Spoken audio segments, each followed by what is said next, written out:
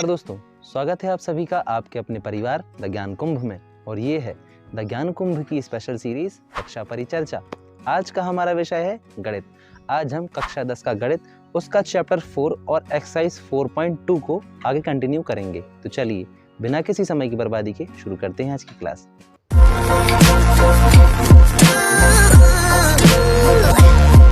तो आगे की क्लास के लिए हम आ गए हैं बोर्ड पर। आप भी अपने हाथों में नोटबुक और पेन लेकर एकदम तैयार हो जाइए ताकि यहाँ बताए हुए एक एक पॉइंट को आप लोग नोट करते हुए चले।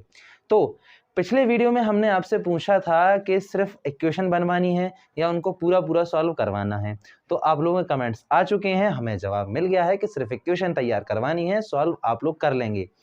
लेकिन इसका मतलब ये नहीं है कि अगर आपको सॉल्व ना आए तो आप हमसे नहीं पूछ सकते।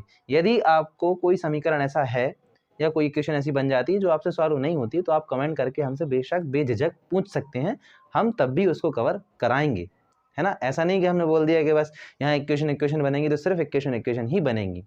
अच्छा, जिनको ये मसला समझ में नहीं आ रहा हो तो वो ये समझ लें कि हम क्लास 10 के मैथमेटिक्स के चैप्टर 4 और उसकी एक्सरसाइज 4.2 की बात कर रहे हैं, और उसमें जो थ्योरिकल क्वेश्चन होंगे उनके हम केवल इक्वेशन तैयार कराएंगे, है ना। और अभी भी यदि कोई चाहता है कि हम सॉल्व करवाएं तो अभी भी आप कमेंट कर सकते हैं, है ना, तब भी हम सॉल्व करा देंगे। तो चलिए आज के हम अपने पहले सवाल से शुरू करते हैं। तो एक्सरसाइज 4.2 का चौथा सवाल और आज का हमारा पहला सवाल वो क्या है, वो है कि दो कंसेक्यूटिव पॉजिटिव इंटीजर हैं।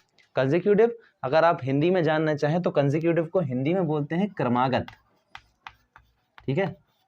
क्रमागत मतलब होता है जो ऐसे नंबर जो एक के बाद एक आते हैं, है ना। जैसे कि 12 के बाद 13 आता है, 13 के बाद 14 आता है, इनको अपन कंसेक्यूटिव बोलते हैं। तो ऐसे कंसेक्यूटिव पॉजिटिव इंटीजर हैं, ठीक है। पॉजिटिव मतलब धनात्मक, इंटीजर तो आप समझ ही सकते हैं, नंबर से इंटीजर बोलते हैं, ठीक है।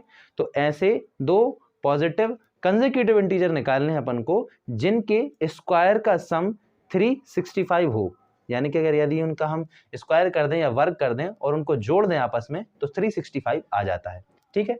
तो आप इस कंडीशन को समझते हुए सबसे पहले अपन को जो निकालना होता है वो अपन सपोज कर लेते हैं। हमें क्या निकालना है, हमको इंटीजर्स निकालने हैं। तो फर्स्ट इंटीजर हमने माना x। अब चूंकि कंडीशन ये है कि ये कंसेक्यूटिव है, कंसेक्यूटिव यानी एक के बाद एक, तो सेकंड इंटीजर क्या हो जाएगा, x + 1। इसको आप ऐसा समझ सकते हैं कि मान लीजिए यदि एक इंटीजर 7 है ना, तो अगला इंटीजर 7 + 1 हो सकता है, जब तक हमें इसकी वैल्यू नहीं पता तब तक। नहीं तो वैसे तो पता हो तो हम 8 लिखेंगे, तो 8 को हम 7 + 1 तो लिख ही सकते, ठीक है। तो यदि पहला वाला हम x मान लें तो सेकंड वाला अपने आप x + 1 हो जाएगा कंसेक्यूटिव होने की स्थिति में। अब अपने पास अकॉर्डिंग टू क्वेश्चन क्या है, अकॉर्डिंग टू द क्वेश्चन क्या है कि दोनों का स्क्वायर करना है, इसका भी स्क्वायर और इसका स्क्वायर, और यदि दोनों को जोड़ दिया जाए तो 365 आ जाता है, ठीक। अब इसको अपन सॉल्व कर लेंगे। x² वही का वही, यहाँ a + b का होल स्क्वायर वाली आइडेंटिटी लग जाएगी।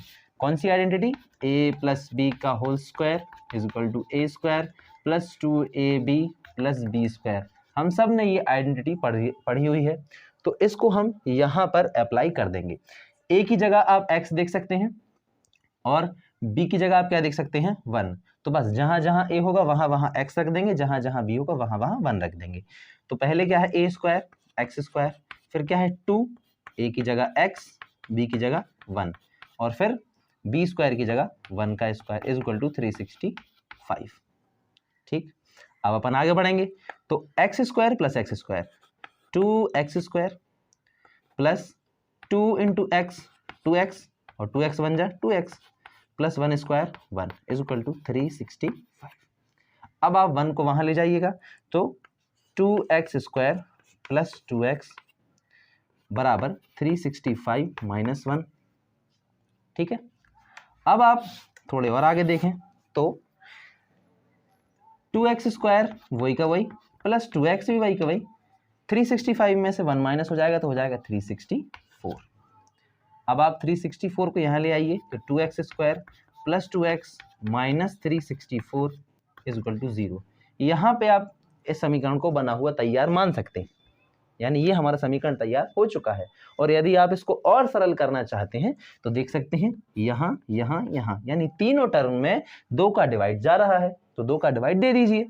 2 का डिवाइड करेंगे, ये एक्स स्क्वायर बचेगा, ये सिंगल एक्स बचेगा, और इसमें आप देंगे तो ये बचेगा 182 बराबर में 0।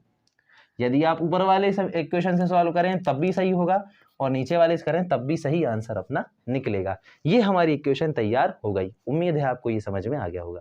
तो अब बढ़ते हैं अपन अपने नेक्स्ट क्वेश्चन पे, यानी एक्सरसाइज का 5th क्वेश्चन। उसमें क्या है, उसमें है कि एक ट्राइंगल या कहें कि राइट ट्राइंगल है, उसका एल्टीट्यूड उसके बेस से 7 सेंटीमीटर लेस है। यदि उसका हाइपोटेनस 13 सेंटीमीटर का है तो हमें बताना है उसकी बाकी बची 2 साइड। आप एक बार और समझें। मान लीजिए ये एक राइट ट्राइंगल है ना। राइट ट्राइंगल की ये जो सीधी वाली लाइन होती है ऊपर की ओर, इसको बोला जाता है एल्टीट्यूड, या हिंदी में कहें तो लंब। ठीक। और ये जो छोटी वाली लाइन होती है, ये नीचे छोटी, मतलब इससे बड़ी हो सकती है लेकिन इनसे छोटी होती है, तो इसको बोलते हैं अपन बेस, या हिंदी में कहें तो आधार। ठीक। और ये जो तिरछी वाली लाइन होती है, या कहें कि 90 डिग्री एंगल जहां बनता है उसके सामने वाली जो लाइन होती है, इसको कहते हैं अपन हाइपोटेनस, या हिंदी में कहें तो कर्ण। ठीक है, ये होती हैं चीजें। अब हमें ये दिया हुआ है कि एल्टीट्यूड जो है वो बेस से 7 सेंटीमीटर कम है। यदि हाइपोटेनस कितना है, 13 सेंटीमीटर है, तो हमें बाकी बची 2 साइड निकालनी है। ठीक। तो पहले हमें बाकी बची 2 साइड्स को मानना पड़ेगा। यदि अगर अपन जैसे सपोज कर लें, इसका एल्टीट्यूड ही सपोज कर लेते हैं x सेंटीमीटर। ठीक है, तो बेस जो है वो 7 सेंटीमीटर ज्यादा है, ये 7 सेंटीमीटर कम है, तो आप बेस को x + 7 सेंटीमीटर मान लेंगे। हाँ, यदि आप बेस यहां पर पहले मान लेते हैं, या आधार आप पहले मान लेते हैं और एल्टीट्यूड को आप बाद में मानते हैं, तो एल्टीट्यूड को फिर आप x - 7 मानेंगे। ये चीज आप नोट कर लें, है ना। जो चीज ज्यादा होगी यदि आप उसे पहले मान लें, जैसे कि बेस ज्यादा है, आप पहले बेस मान लेते हैं, तो फिर एल्टीट्यूड x - 7 करके आएगा। लेकिन एल्टीट्यूड कम है तो बेस x + 7 करके आएगा। दोनों ही स्थितियां सही होंगी। अब हमारे पास क्या है, सिंस हाइपोटेनस क्या है, हाइपोटेनस हमारे पास है 13 centimetre, then by Pythagoras theorem. ठीक। अब पाइथागोरस थ्योरम में क्या होता है, हाइपोटेनस का स्क्वायर इक्वल टू एल्टीट्यूड का स्क्वायर प्लस बेस का स्क्वायर। ये पाइथागोरस थ्योरम के अकॉर्डिंग होता है। अब हाइपोटेनस हमारे पास कितना है, 13 सेंटीमीटर। बढ़िया, आराम से इसे 13 लिखें इधर और स्क्वायर लगाएं। एल्टीट्यूड कितना माना है, x²। बेस कितना माना है, x + 7 का होल स्क्वायर।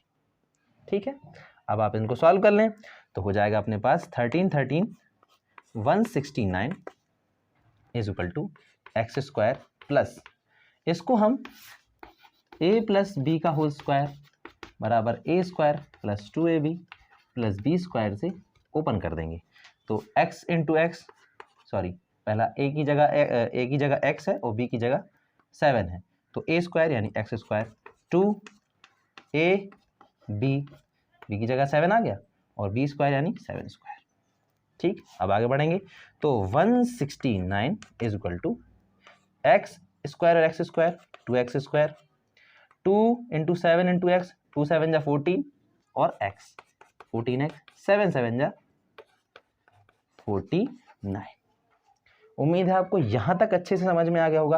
अब अपन और आगे बढ़ेंगे, 49 को आप यहां लाएंगे तो 169 - 49 बराबर में क्या बचेगा, 2x² + 14x। माइनस कर दीजिए, 9 में से 9 0, 6 में से 4 गया तो 2, 1, 120 बराबर 2x स्क्वायर प्लस 14x। अब आप इसको यहाँ ले जा सकते हैं 120 को, तो ये 2x square plus 14x minus 120 बराबर 0 हो जाएगा। ठीक है, अब आप चाहें तो इस इक्वेशन को यहीं पे छोड़ सकते हैं, और यदि देख लें कि दोनों में 2 का डिवाइड जा रहा है और इजी करना चाहते हैं तो कर सकते हैं। ये x स्क्वायर, ये प्लस का 7x और ये माइनस का 60 बराबर में 0 बचेगा। ठीक है, ये हमारी फाइनल इक्वेशन हो जाएगी। इससे आप सॉल्व करेंगे, आपके पास एल्टीट्यूड की वैल्यू आएगी, फिर बेस की वैल्यू आपके पास आ जाएगी। उम्मीद है आपको ये वाला सॉल्व अच्छे समझ में आया होगा। तो आज की वीडियो के लिए बस इतना ही। अब इसका यानी इस एक्सरसाइज का जो लास्ट क्वेश्चन बचा है वो आप घर पे उसकी इक्वेशन बना के देखें, आपसे बन पड़ती है ठीक है, नहीं बन पड़ती है तो आप कमेंट कर सकते हैं। और इसके अलावा जो आज हमने इक्वेशन बनाई है उनको भी आप सॉल्व करके देखें। यदि आपसे वो बन जाती हैं तो ठीक है, नहीं बन पड़ते हैं तो भी आप कमेंट कर सकते हैं। ठीक है, कमेंट बॉक्स हमेशा आपके लिए खुला हुआ है। तो यदि आपको ये वीडियो पसंद आई है तो इसे लाइक कर दीजिए और अपने अधिक से अधिक दोस्तों के साथ इसे शेयर कर दीजिए, और ऐसे ही कंटेंट के लिए हमारे चैनल द ज्ञान कुंभ को सब्सक्राइब भी कर दीजिए। धन्यवाद।